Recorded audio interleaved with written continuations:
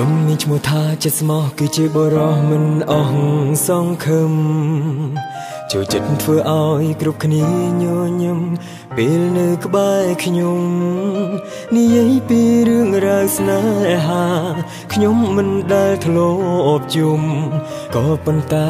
ក៏ធ្លាប់ឈឺចាប់ច្រើនដែរសូមស្គាល់វិញផងព្រោះដូចជាមាននិស្ស័យចង់ស្គាល់ណាស់ឲ្យថាខ្ញុំជាមនុស្សមកក្រាំងតែខ្ញុំចង់ដឹងពាក្យសុំស្នេហ៍ក៏ថាពួកយើងសមគ្នាទាំងស្អាតទាំងពូកែខ្ញុំមិនមែនចូលចិត្តអូទេតែចូលចិត្តលេងសើចឲ្យសុំស្រឡាញ់ផងបេះដូងបងលូតញាប់ខូចចង្វាក់ធ្លាក់ក្នុងអន្លង់ស្នេហ៍មិនពូកែញ៉ាក៏ប៉ុន្តែប្រជិស្មោគឺអស់ត្រឹមបងម្នាក់នឹងហើយធ្លាប់មានបទពីសោតគេក៏បត់ច្រើនដងហើយមិនធ្លាប់ឡើយក៏បត់គេសូមបីម្ដងសុំស្រឡាញ់ផងសម្រាប់រងតែបេះដូងដូចជំនាញដែលរៀនចេះច្បាស់លាស់បើមិនយល់ទាស់សុំ password Instagram Facebook ហើយនឹង LINE ផងអូនិយាយលេងទីសុំ password បេះដូងតើព្រមឲ្យម្នាក់នឹងទេ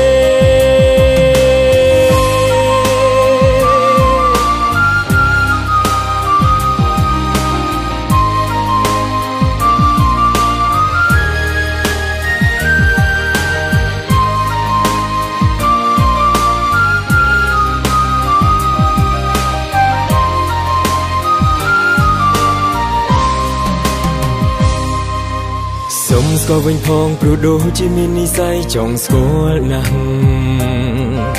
ឲ្យថាខ្ញុំជាមនុស្សមកក្រាំងតែខ្ញុំចង់ដឹងពាក្យសុំស្នេ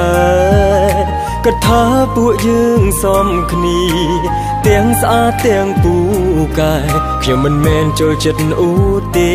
តែចូលចិត្តលេងសើចឲ្យសុំស្រឡាញ់ផងបេះដូងបងលូតញាប់ខុសចង្វាក់ធ្លាក់ក្នុងអន្លង់ស្នេហ៍មិនពូកែញ៉ាក៏ប៉ុន្តែប្រជិស្មោគឺអស់ត្រឹមបងម្នាក់នឹងហើយធ្លាប់មានបទពីសោ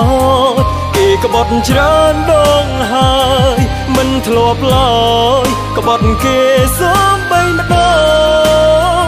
សុំស្រឡាញ់ផងសម្រាប់រងតែបេះដូងដ៏ជំនាញដែលរៀនចេះច្បាស់លាស់បើមិនយល់ទាស់សុំ password Instagram Facebook ហើយនឹង LINE ផងអូនិយាយលេងទេសុំ password បេះដូងតើព្រមឲ្យម្នាក់នឹងទេ